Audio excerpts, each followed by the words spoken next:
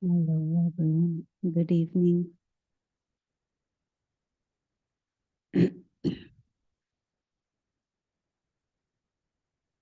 Tonight's topic. You know the topic?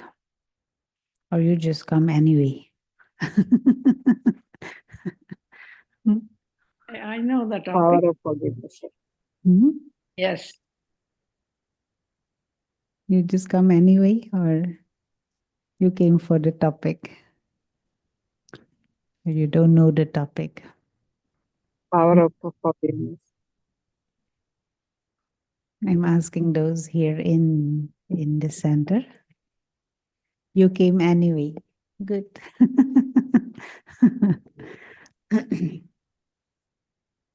That is a good sign. Today, the topic is the power of forgiveness. But the thought was, why don't we have a few minutes first with some silent reflection and reflect on this forgiveness. What is this forgiveness and how can it help? There is something in the chat. So just have a few minutes, you reflect.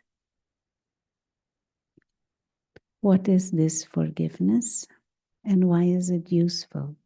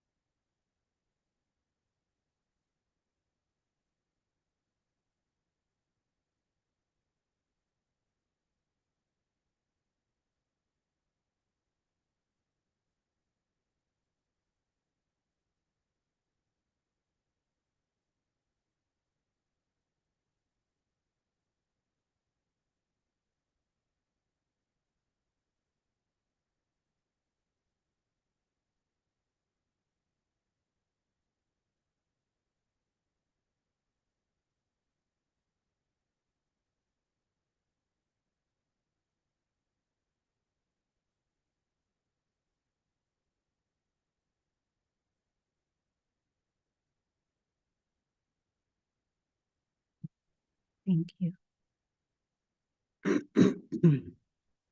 So, what is this forgiveness?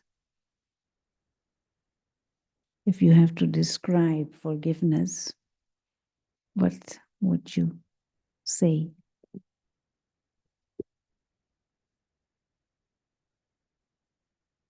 Brings peace, okay, but how would you describe forgiveness?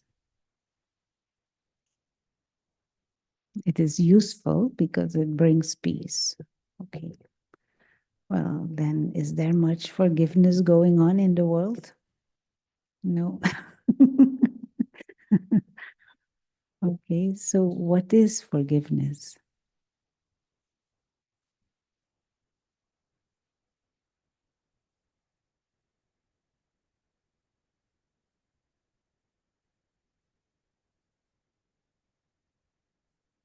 Making peace within your own inner world, within yourself. Mhm.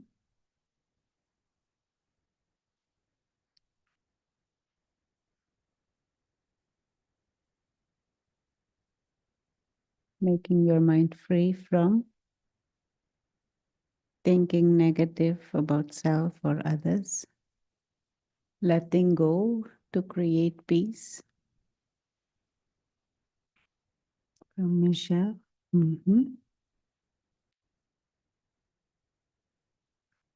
Anyone else want to say? What is forgiveness? How would you describe it? Understanding and acceptance.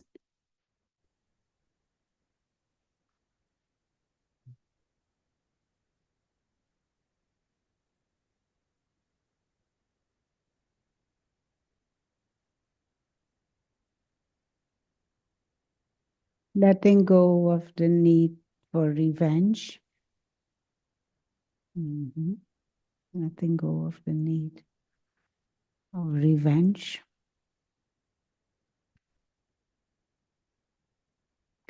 Let us go to the board and we'll try to explore it in a simple way.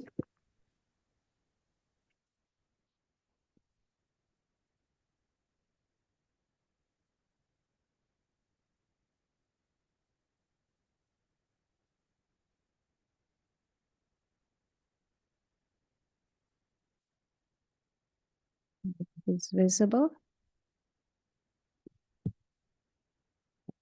for the Zoomers.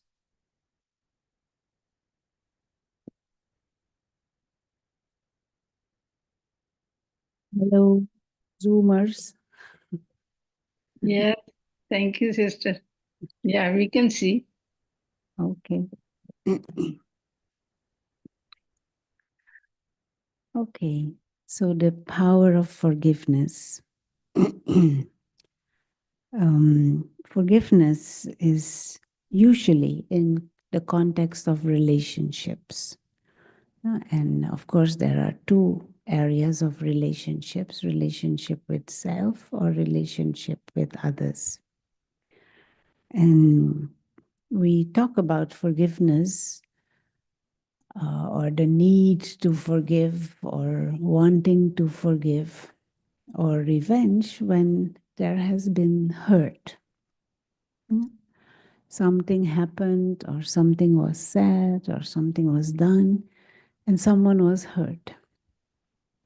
And that hurt is carried in our memory. That hurt is carried in our mind or in our subconscious. And because of that hurt, a certain attitude and a certain vision is formed towards the person or the thing that one feels hurt me or or created somewhat loss for me or some disadvantage for me. And every time you think about that person, you think about what happened. Hmm?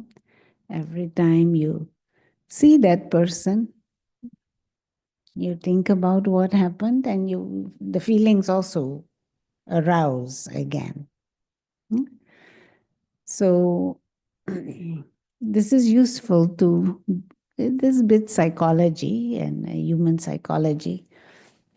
The situation may have happened just 5 minutes, but every time you think it, you live it again. You experience it again. You feel it again. And so something that was 5 minutes become in your mind. Such a big thing. Yeah?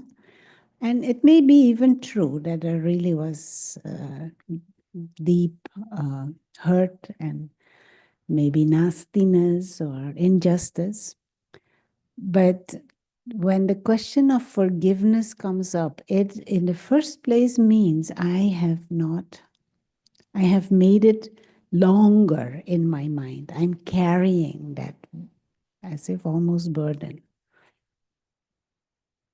And so I have made it bigger than it actually was. So if we want to blame, then who should take at least a little part of the blame? I myself. Because that person he may have that situation may have created disadvantage for me, but I have used that situation to to continue to beat up myself. Very good. Very good. So these are like dynamics that we get into without realizing this. And then we properly feel miserable and continue to feel miserable and deepen our misery. Blaming that situation or that person or that thing that happened. But I have used that to perpetuate it in my own mind. And I'm beating myself up. I'm making myself weak. I'm making myself repeatedly sad. Now, is this sensible? Not really. Not really. And we're talking in the me form and the our form, but this is general for everyone. So, first of all, when anything happens, don't let it become bigger than it is. Because that is in our own, that is in our hands. No? Now, when something happened that brought some disadvantage, how can we not make it make us heavy in the first place?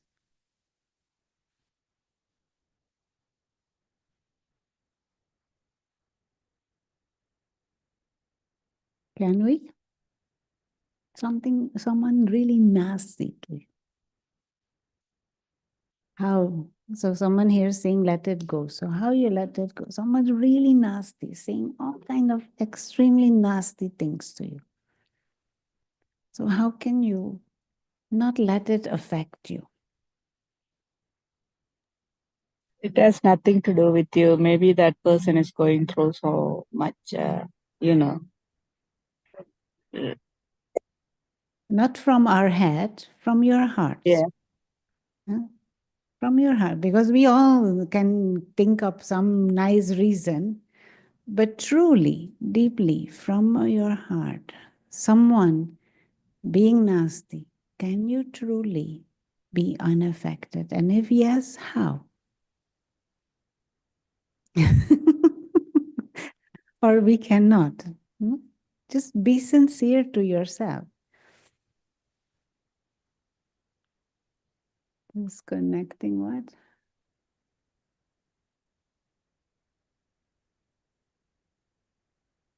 Part of drama.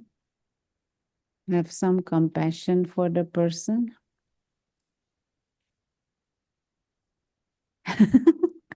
These are easy things to say, no? Let go and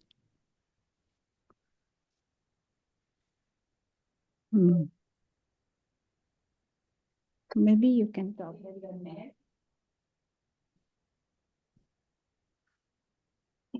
I I think that you do have to have compassion, and I think Can you hold? I think it's a process. And once you move away from thinking in your head and then trying to go to your heart, that you then get the I think strength, I would say, to kind of see that you were not responsible for the behavior of another person. Yeah. Yeah. You know, I mean, this is just to get you thinking and stimulating and get the thought process going. But it is always useful to, as if, step back and see what is truly going on. We are experiencers. We innately are beings who are experiencing things. Whatever happens in our own inner world, in the external world, we experience things. But how do we position ourselves in the midst of this whirlwind of all kinds of experiences? How do I see myself? What is my purpose and what is my reason for being? And how do I position myself and how do I approach situations? And there are two ways that we can approach situations, maybe three ways. I'll give an example of a study that they did a while ago, some behavioral studies. So they study human behavior and their attitude and their response to things. And there is like a social kind of environment, like what is it? Happy hour type of environment on Friday night. And they say there are 3 types of people, 3 types of attitude that people have.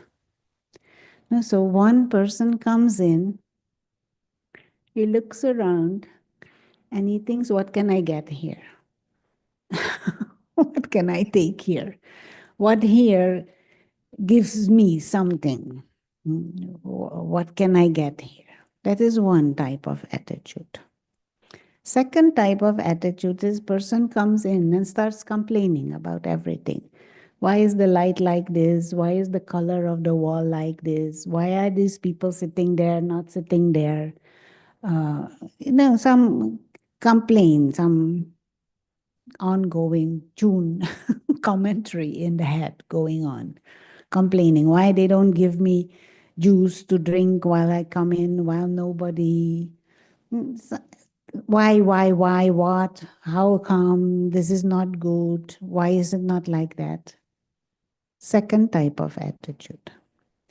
Third type of attitude that people have is they come in and they think, what can I give? How can I contribute? How can I collaborate? What do I have to cooperate? And what is it? Add to the experience of everyone. Now, which one of the 3 you think will have more feelings of revenge? The complainer.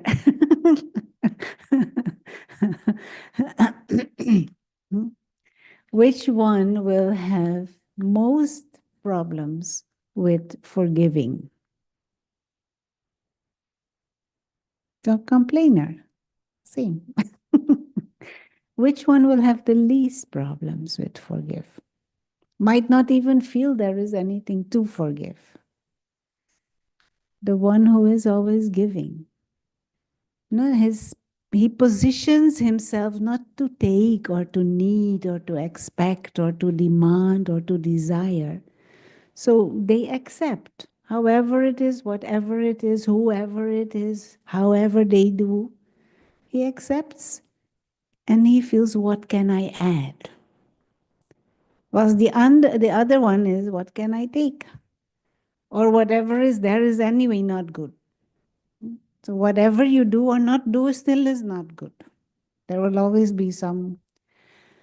So this is very useful to understand, for ourselves, because this is our part. This has nothing to do with others or the situation.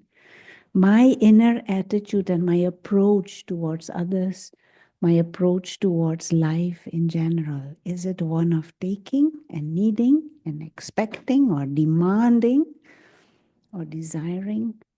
Or is it one of, how can I use my skills? How can I use my resources? How can I use my treasures to enrich this experience? So that is one way that we are much less, if not at all, influenced by external situations. You see, you observe, you know what is going on, but you have positioned yourself to give. Another way, another strategy to approach situations is, what can I learn? How can I enrich myself with these situations by learning from it? No, so if someone is nasty, what can I learn from that?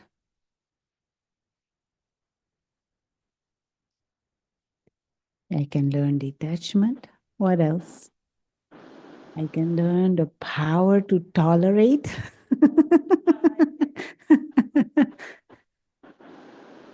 I can also learn how I do not want to be and how I should not be. What more can I learn? I can learn to love unconditionally. So who will be enriched by that? I myself will be enriched by that. So this attitude of learning, life as a school, or life as a place to serve, or life as a school. And there's one more strategy that is very useful. What is that strategy? It is connected with the second one, and maybe even also the first one. See life as a game, and or sport. You know, in sport, what is the dynamics of sport? To win, of course, to win, but to win, what do you have to do? You have to play and you have to overcome obstacles. You have to use all your skills, you have to know the rules, and you have to be challenged. That is where the fun is. You have to be challenged, and then you bring out your power and your skills, and you train yourselves until you deal with the challenge in a victorious way. Now, we've just had the Olympics. These athletes, they to get to that level is not a small feat. It's not like they just hit the ball or just do some salto and that's it. you you had to be challenged in many ways, no? But you love the game and you love to bring out your skills and your specialities and to train yourself. So life is the best game there is. Even the Olympics, they can't mimic life in a sport. But to bring that awareness, that is, then you will not even get into a situation where you feel you need to forgive.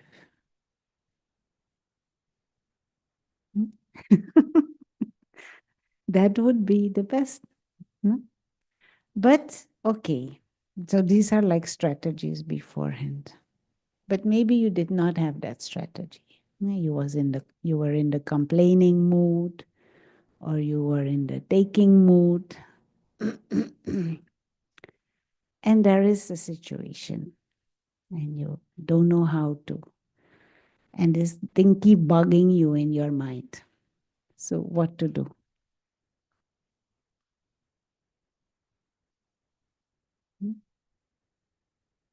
Mm.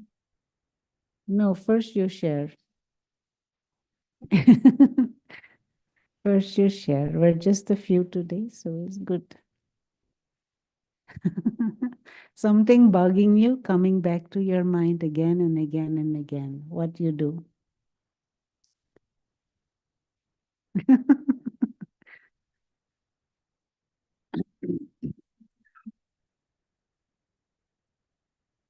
It's in the past. Past is past, and just create new thoughts that will be uplifting for myself, positive about myself, and send energy of forgiveness of if it thoughts of someone who did wrong to me in that way. Also, again, it's in the past. Okay. Anyone else? we have mentioned how to not even get into a space that you will feel there is any need to forgive, because you have used that situation to empower yourself. You have used that situation to enrich. But if for some reason you can't, you're not in that mode, what to do?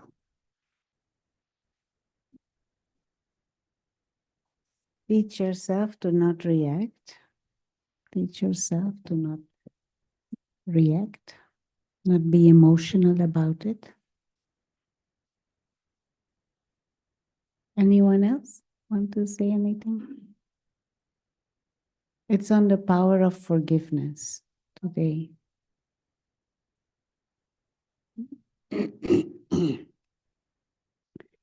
Normally, when we interact with someone,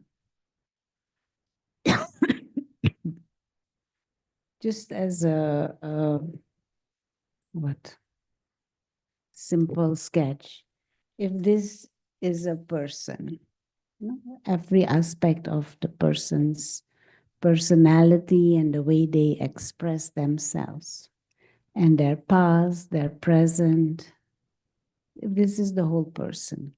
Normally, when we interact with them, we just see a part of them. That part actually that pertains to us and that we feel is useful for us. And we create an image in our mind of them based on that part, based on what we think in our mind.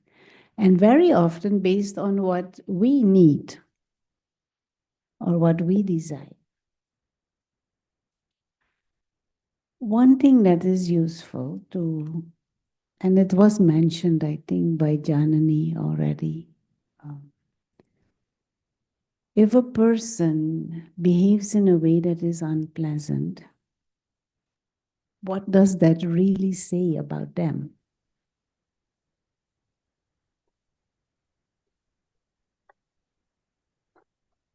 If He is hurt inside. someone is peaceful The and person is deep feels inside hurt.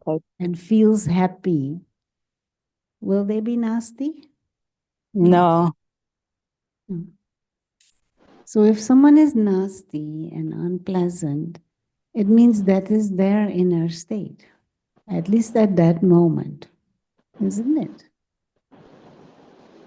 And it means I am just seeing part of it, but there is a whole story behind there.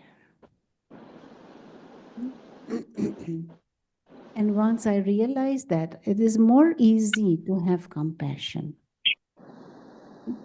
For example, if a doctor go in the psychiatric unit and the patients start cursing and throwing throwing things at the doctor and pushing out his tongue and putting fingers and doing all kinds of funny things, what will the doctor think? He's sick. You don't take it personally. And actually, the doctor will want to help more out of love. Well, some out of money, but no, out of love and care, you want to help more. So if there are situations that keep coming back to our mind, keep coming back to our mind, keep coming back to our mind, we need to stop and think a little bit further. There must be hurt there. So let me not take hurt, but at least respond with dignity. At least respond appropriately. At least respond with compassion. To be able to do that, you need this ability to see a bigger picture, to allow yourself to see a bigger picture and to understand deeper dynamics of life. Now, spiritual knowledge tells us that at this moment in time, everyone is in a sick place. Somehow or another, humanity is sick. This is why the condition of the world is what it is. The world is the expression of our collective inner worlds. No? And so, if we are all peaceful and loving and happy, then this world will not be what it is now. So, it is a manifestation of our inner illness. And not one is sick and or two are sick, everyone. So what can we expect? If you expect in a condition, in a world like this, if you expect, you're making yourself vulnerable. You're setting yourself up for disillusionment. If you expect everybody to be good and to be nice and to be kind and to be friendly and to be respectful, if you're expecting that, you're setting yourself up for disillusionment and sorrow and pain. Rather than expecting that, put yourself right. Bring yourself to a state where you are full, where you are complete, where you are whole, and that you can then have that attitude of giving, or that attitude of playing, or that attitude of, what was the third one? Anyone remembers? Yes, yeah, but we had mentioned some other strategy. Giving. Giving. Learning. Yeah, one strategy is you are here, you position yourself in this world to give. Second is you position yourself here to learn. Third is you position yourself to play. This is a sport. With that inner mentality, you don't expect everything and everyone to be a bed of roses. Now, spiritual knowledge tells us that we are innately beings who are complete. No, we are spiritual beings innately full and complete. And that means we have these two sides within us.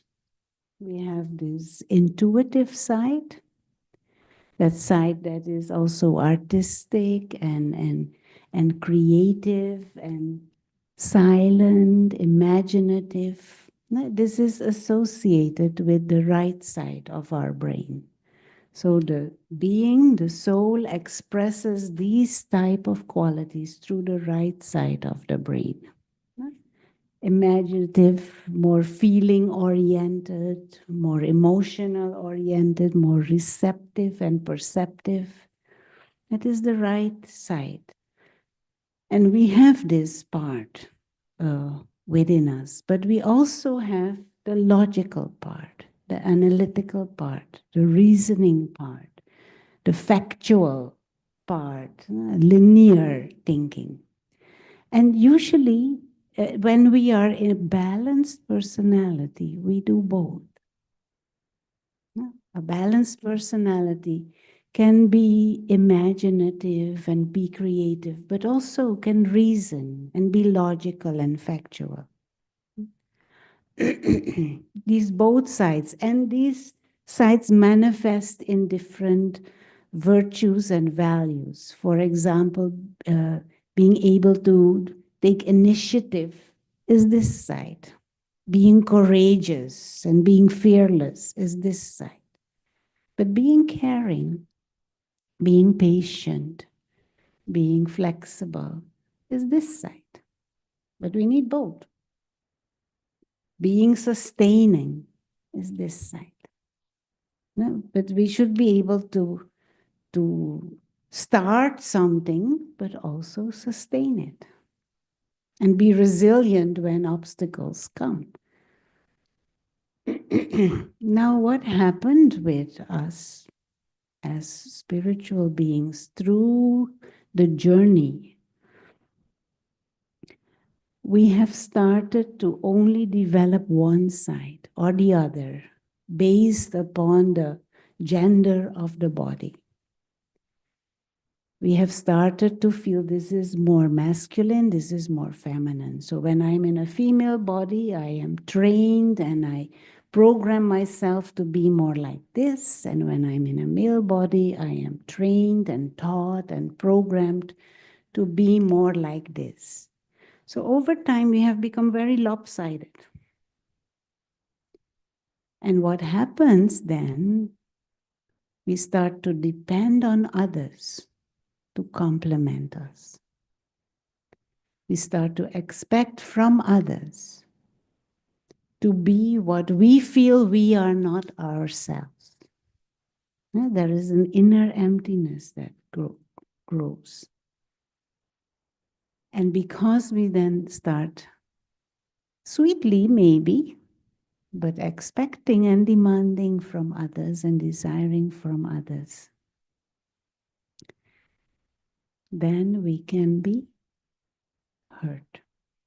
And so we shift away from this play positioning, this giving positioning, into a needing positioning and a taking positioning and a wanting positioning.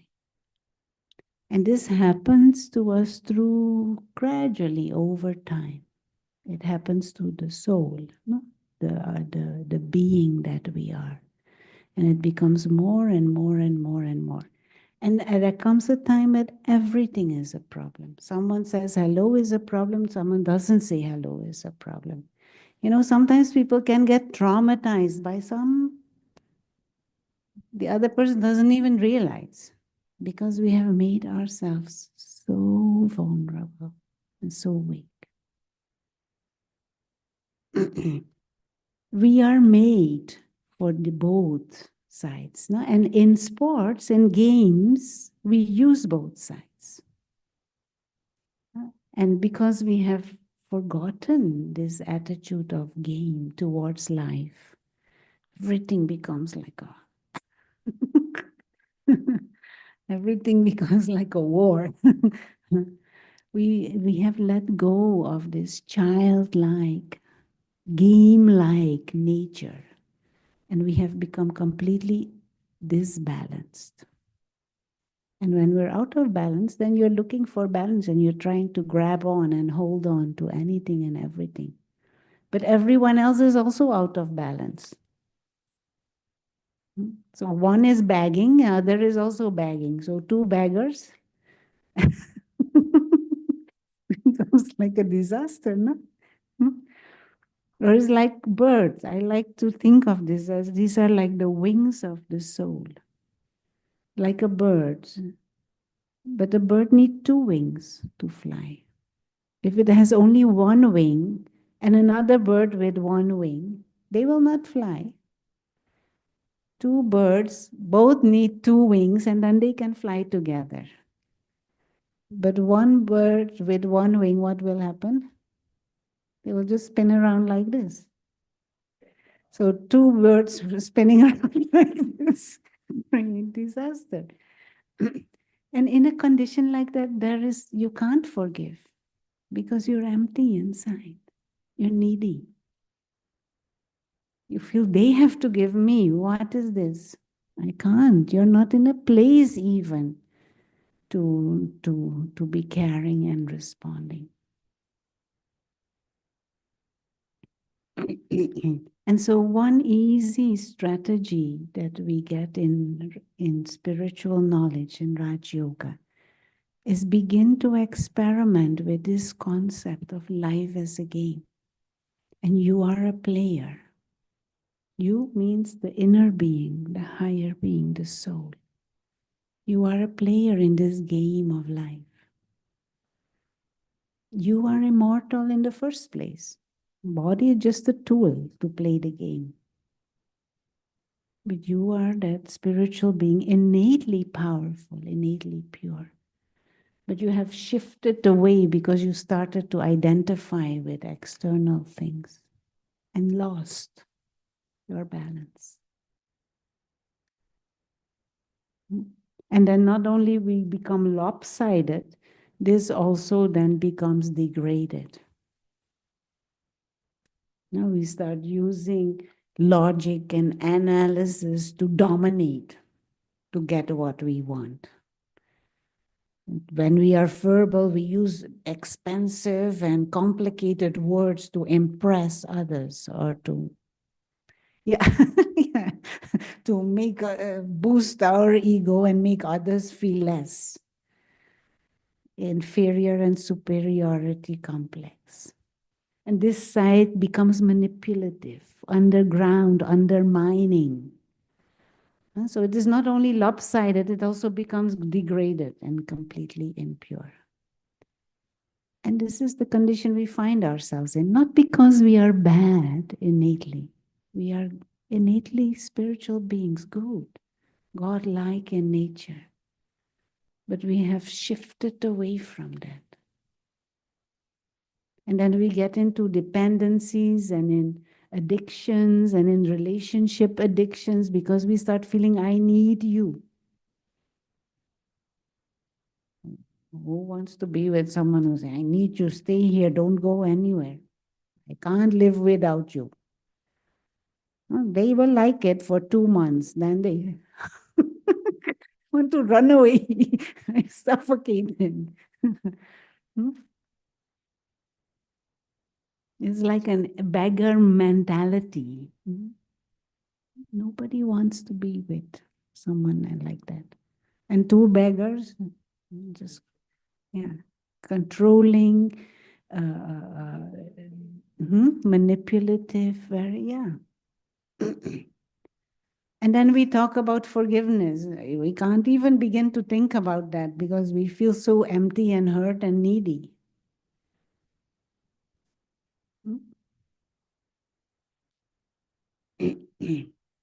So maybe the first step, if we're talking about forgiveness, the first thing is begin to forgive yourself and come out of this lopsidedness. Begin to see yourself as a non-physical, spiritual being who has everything, the potential for everything within. Restore your connection with the Supreme Soul, who is like a source of power and wisdom and love. And you are like that innately. Come back to that positioning and play the game of life. Where you need to talk, you talk. Where you need to be quiet, you be quiet. Where you need to be extrovert and confident, you be. Where you need to be humble and modest and put others in front. What you do in the heat of the moment if someone is triggering you. Please. I was saying, uh, what would you do if somebody's like triggering you and your like automatic reactions comes? You don't know, you don't think at the heat of the moment. So what to do at that time? Yeah. Because I can think for a minute and respond accordingly, and the situation could be better. But we don't know. Situation happening, someone said something, and we are just We have in our subconscious stored tendencies and inclinations, and they act out in the heat of the moment.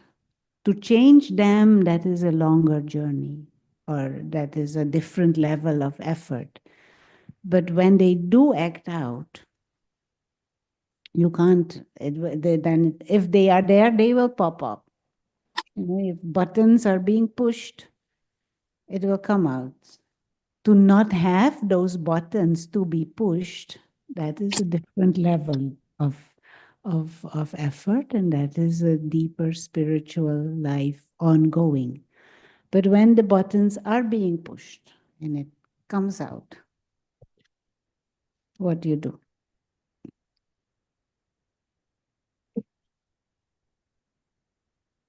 Just take the disrespect. One thing, oh yeah, take the disrespect. One we had said in the beginning. You want to say?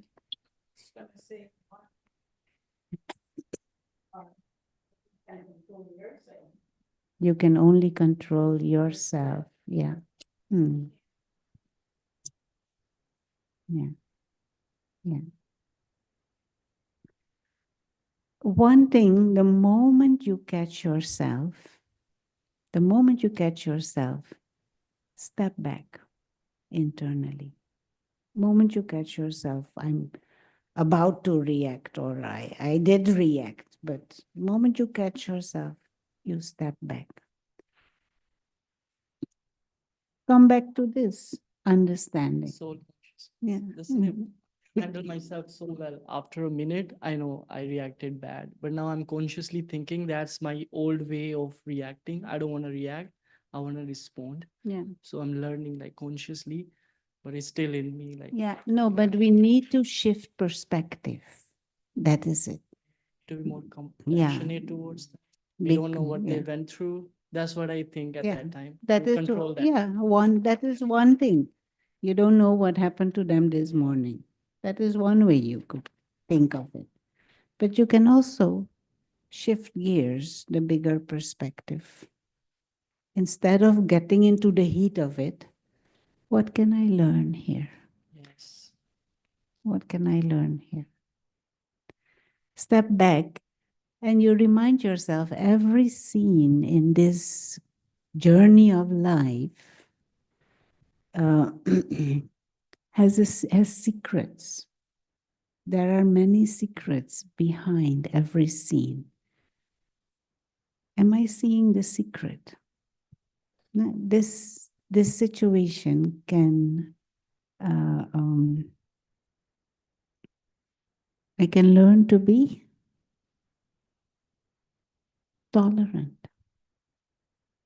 There is this beautiful image that we have in the Brahma Kumaris of the power to tolerate.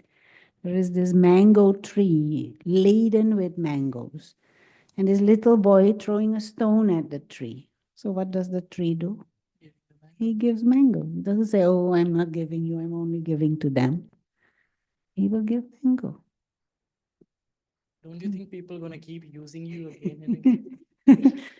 Don't you think? So someone is saying, don't you think people will keep using you again and again and again? I have to be nice because I'm a kind soul. I- They know they're stupid. They're going to be nice to me.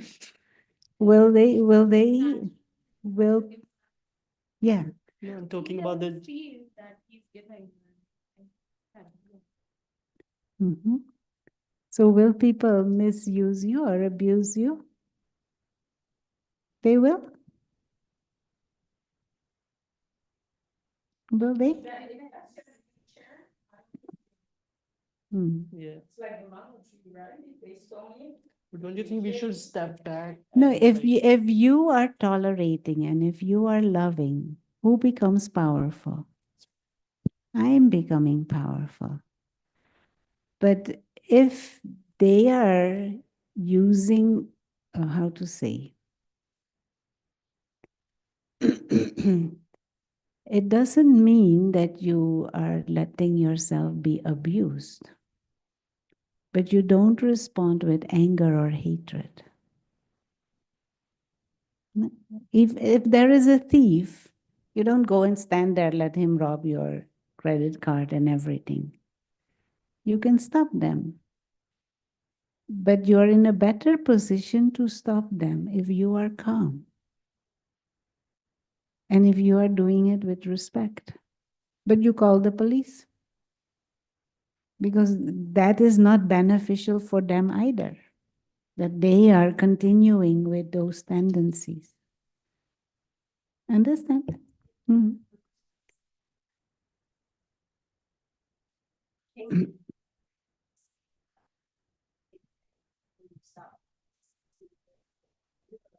Oh, I can give because there's always more.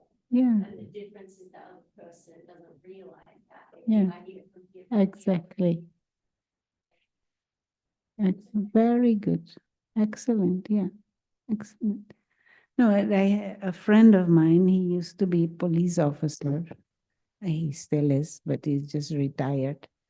But he used to want to stop practicing Raj Yoga and meditation because he used to feel, how can I use a gun? And because they used to put him he had shifts in the worst areas, no, of Amsterdam. And there always used to be some gang or something going on there.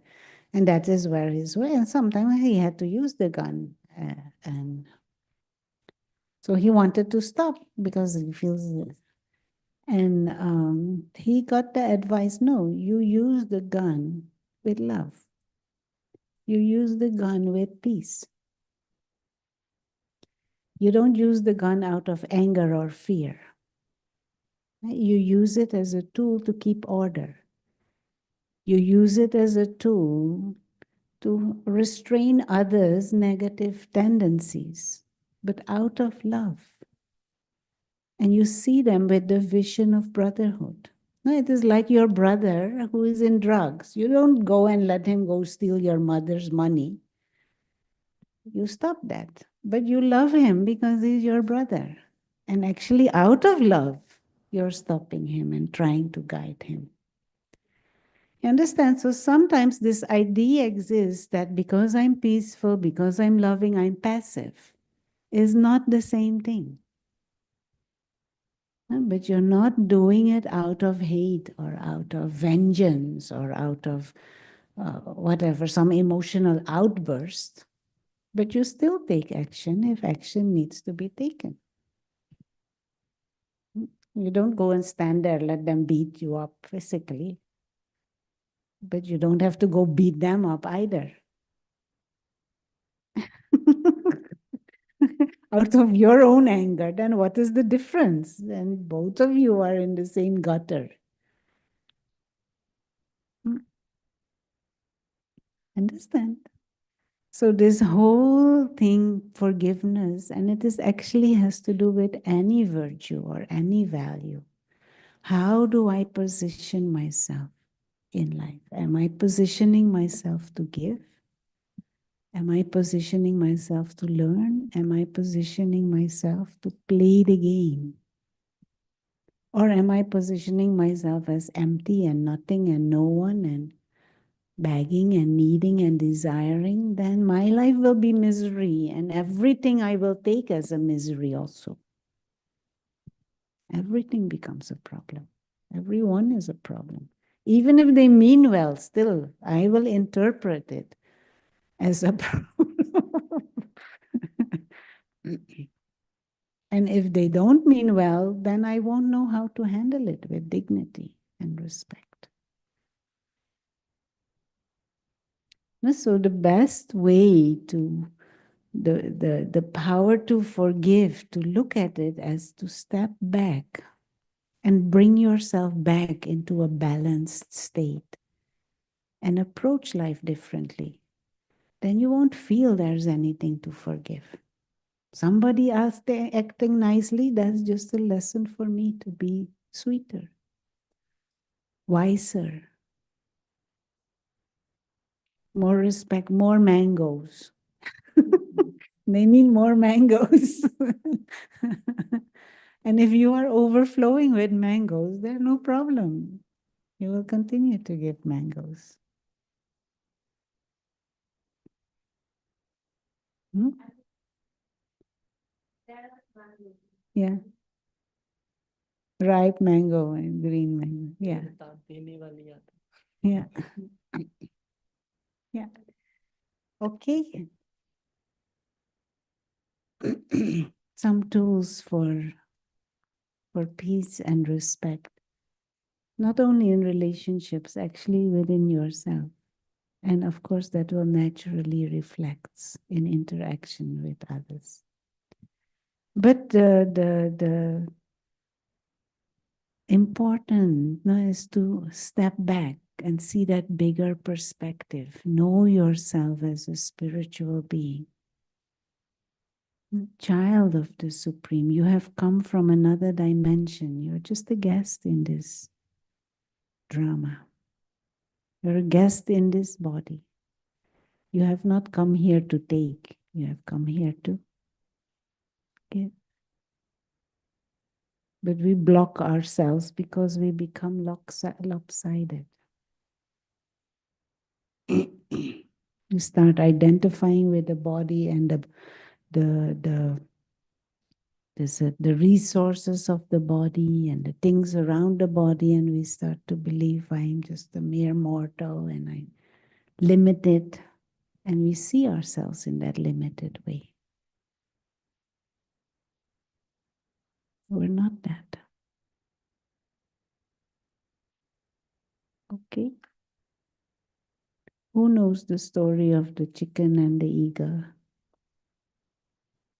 You know? Anyone else? No. I'll just tell, and those who know can't tell. And then we'll finish. There is an eagle's egg that gets mixed with the chicken's egg. But mother chicken has a big heart. No problem. All eggs are okay. So she breeds all the eggs. And all these little chicks hatch. So mother chicken teaches them how to be good chicken. They have to scratch around the yard, look for grains and worms, and they have to sleep in the chicken coop. So one day, one little one is walking in the yard and he sees a big shadow on the ground. He said, wow, what is this? So he looks up and he sees this big bird flying. And he asks his brother, what is that? And the brother says, that is the king of the birds. Condor, the eagle of the Andes. He can fly, he plays with the cloud, he goes over the mountains, king. So this little one says, I also want to fly. And his brother said, dummy, don't you know you are chicken? You cannot fly. We are chicken. We are birds of the ground. We have to scratch around the yard, look for worms, and sleep in the chicken coop. That is who we are. So this little one said, I don't fully accept. So next day, again, he's in the yard, again this shadow, again this big bird. And he thinks, you know what, let me try. So he flapped his wing and he flapped the other wing and he goes up, but he doesn't have strength, he doesn't have training, so he comes down. So he flaps again, he goes up and he comes down. He flaps again, he goes up and he comes down. So his brother comes and brother says, hey, dummy, something wrong with you? Didn't I tell you? We are chicken. You cannot fly. Leave this nonsense. Come, come, come. We have to go look for grains. And mommy is calling in the chicken coop. So he looks at the bird and he looks at his brother, and he looks at the bird and looks at his brother. And he thinks, I'm chicken. I can't fly. So he goes with his brother. He lives with the chicken. He thinks like a chicken. He behaves like a chicken. He becomes a successful chicken in the chicken coop. He builds a golden chicken coop.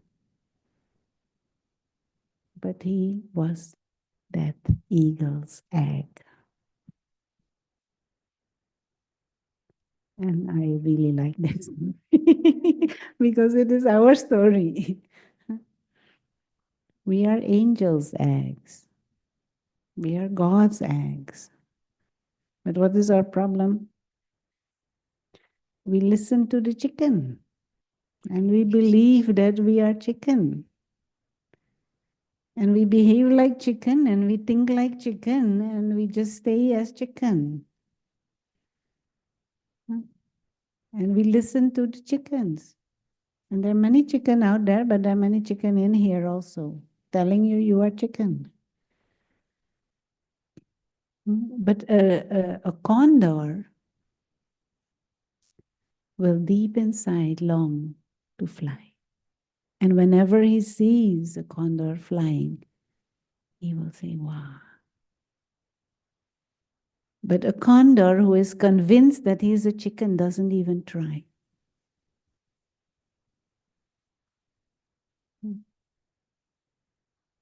But the condor who discovers he can fly can be flying and he can play with a chicken. He can do both.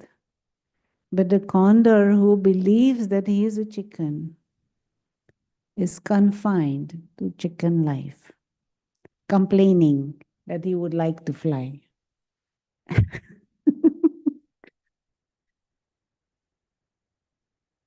So no more chicken. No? We finished the chicken consciousness. Fly. And once you flap, you will fall. You will flap, you will fall. But whilst trying and whilst practicing, the wings will become stronger and stronger. And you no longer need to long for the sky, but you will fly by choice. No more chicken. The national bird in the US is the eagle, no? So let's all be eagles. And so when this chicken tells you, hit him, get upset, you tell him, I'm not chicken.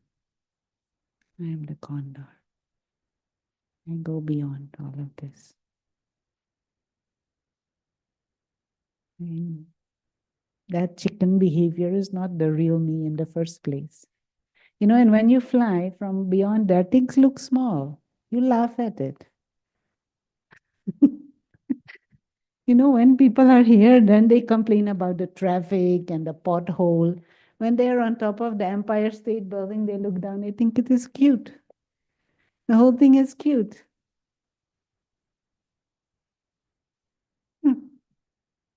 So that internal emotional distance. And this is what will bring us closer and closer to God. Closer and closer to our innate God-like nature also.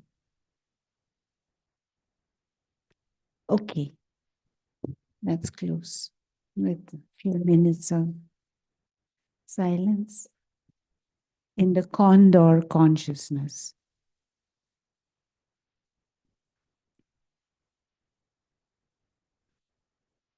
For just a few words, hold them in your mind with a certain conviction that you are a being of light,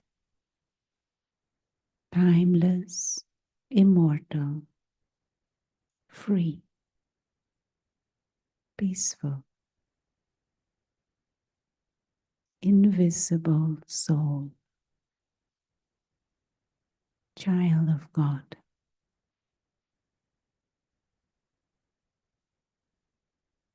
And just hold this in the mind with certainty. And shift your vision of self from a mere mortal to a spiritual being. Timeless, living light.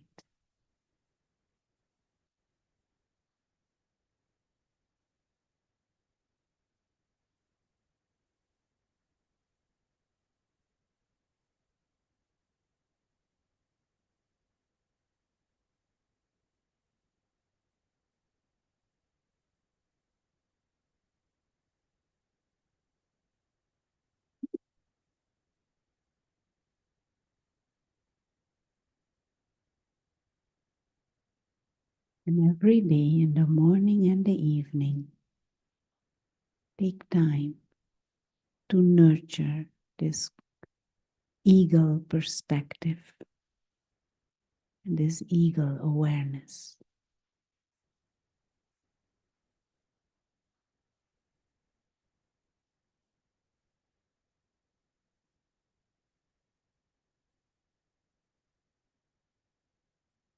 Thank you.